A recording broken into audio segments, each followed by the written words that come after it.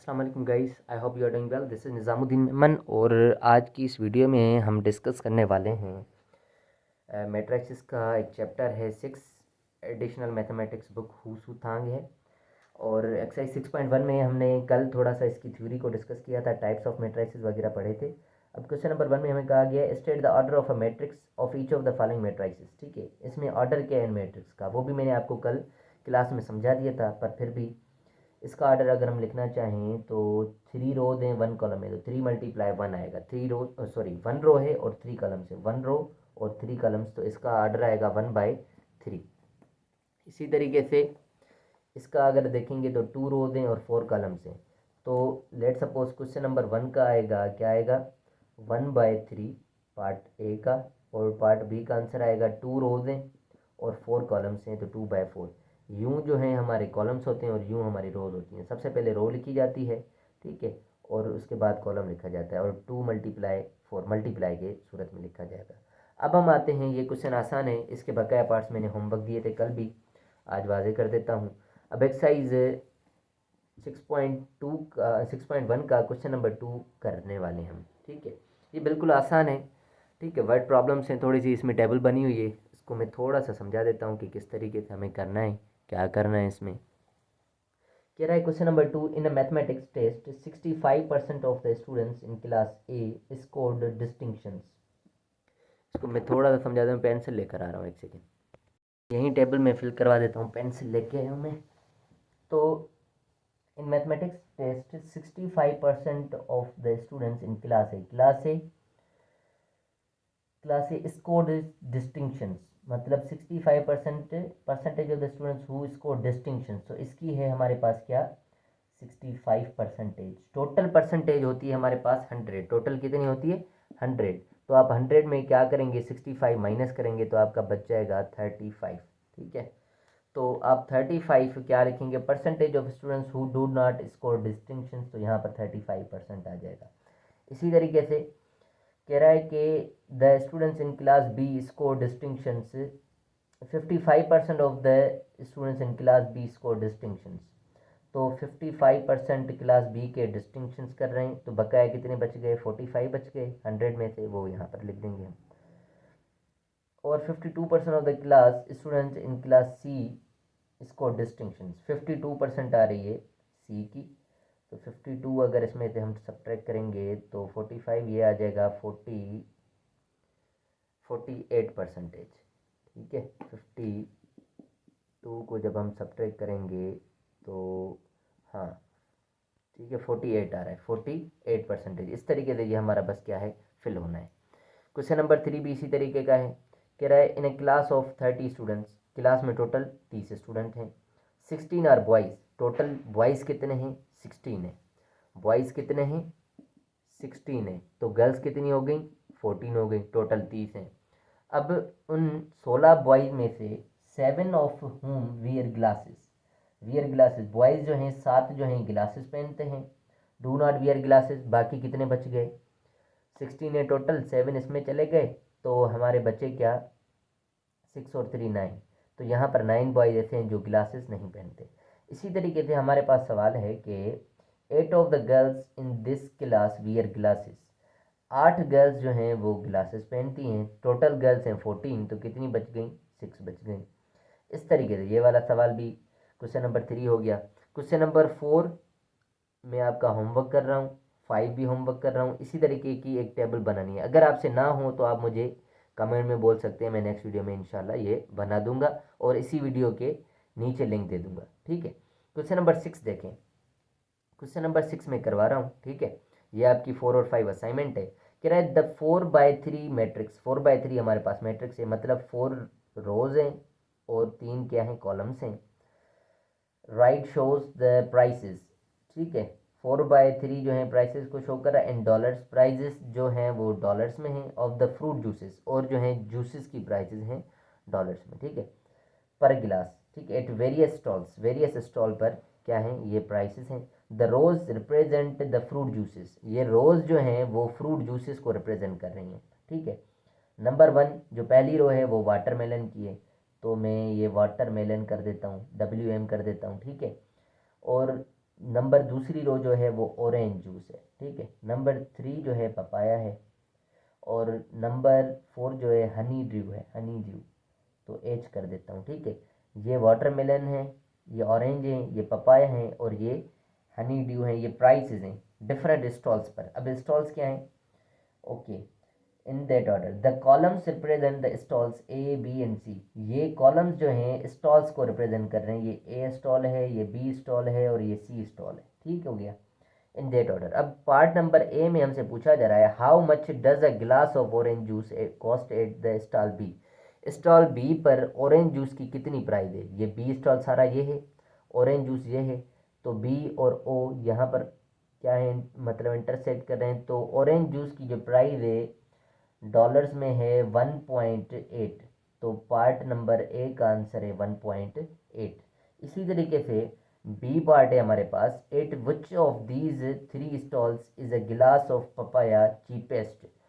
तीनों स्टॉल्स पर जो पपाया की प्राइस है सबसे कम से कम किस कहाँ पर है, चीपेस्ट, तो पपाया वाला ये है कॉलम। इसमें से जो प्राइस कम लग रही है वो कौन सी है? 1.20, 1.50, 1.60, तो 1.20 जो है कम से कम प्राइस है, ठीक है।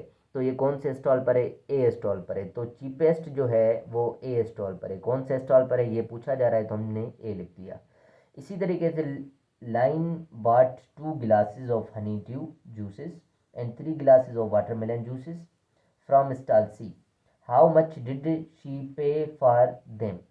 अच्छा, 2 गिलासेस ने हनी ड्यू के लिए हैं और 3 गिलासेस वाटरमेलन के सी स्टॉल से, तो इसे कितने पैसे देने होंगे हमें ये मालूम करना है। तो सी पार्ट के लिए थोड़ी सी वर्किंग होनी है, तो वर्किंग के लिए मैं बोर्ड का यूज़ करने वाला हूँ, ठीक है। पार्ट नंबर क्वेश्चन नंबर 6 है, उसका पार्ट नंबर सी है। 2 गिलासेस जो हैं वो किसके हैं? हनी ड्यू के हैं, ठीक है। 2 गिलासेस हैं हनी ड्यू के, और सी स्टॉल भी हमारा इसमें सी है, पार्ट भी सी है और स्टॉल भी सी है। वेल, तो हनी ड्यू की जो प्राइस है किसकी? 2 गिलास की हनी एच 2.20 है। 2.20 एक गिलास की प्राइस है। 2 गिलासेज हैं तो 2 से मल्टीप्लाई करेंगे, 2 टाइम 0 इज 0 आ जाएगा, 2 टाइम 2 इज 4 आ जाएगा, पॉइंट की जगह पॉइंट दिया हमने, 2 टाइम 2 इज 4 आ गया। 4.40 क्या है? 2 गिलास की प्राइस है किसकी? हनी ड्यू की। उसके बाद 3 गिलासेज हैं वाटरमेलन के। 3 गिलासेज हैं किसके? वाटरमेलन के, ठीक है। और ये भी सी स्टॉल से है, तो वाटरमेलन की प्राइस है 1.50 एक गिलास की। 1.50 एक गिलास की प्राइस है। तो 3 गिलासेज हैं, 3 टाइम 0 इज 0, 3 टाइम 5 इज 15, 1 ऊपर पॉइंट की जगह पॉइंट, 3 टाइम 1 इज 3, 3 और 1 4 हो गया। तो 4.50 जो है कॉस्ट है 3 गिलासेस की वाटरमेलन की, और ये 4.40। अब हमसे पूछा जा रहा है हाउ मच डिड शी पे फॉर देम। टोटल बिल कितना हुआ? हम क्या करेंगे, इसको प्लस कर देंगे। 4.50, 4.40, 0, 5 प्लस 4 9 हो गया, पॉइंट की जगह पॉइंट, 4 और 4 8 हो गया। 8.90 जो है वो टोटल क्या है, प्राइस है जो इनको देनी पड़ेगी, ठीक है। ये क्वेश्चन नंबर हमारा था 6। अब क्वेश्चन नंबर हम 7 पे चलते हैं। उसमें क्या करना है मैं आपको थोड़ा सा शो करवा देता हूँ, ठीक है।